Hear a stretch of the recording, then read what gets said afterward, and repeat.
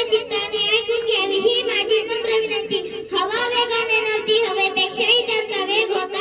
हवा वेगाने नव्हती, हवेपेक्षाही त्यांचा वेग होता. अन्यायाविरोधात लढण्याचा त्यांचा इरादा एक नेक होता. अन्यायाविरोधात लढण्याचा त्यांचा इरादा एक नेक होता. असा रामजी बाबांचा लेख भीमराव आंबेडकर लाखात नाही तर जगात एक होता. असा रामजी बाबांचा लेख भीमराव आंबेडकर लाखात नाही तर जगात एक होता.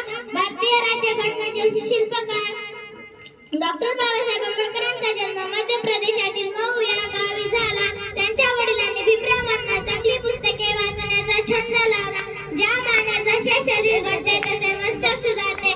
हे मस्तक वाचनाने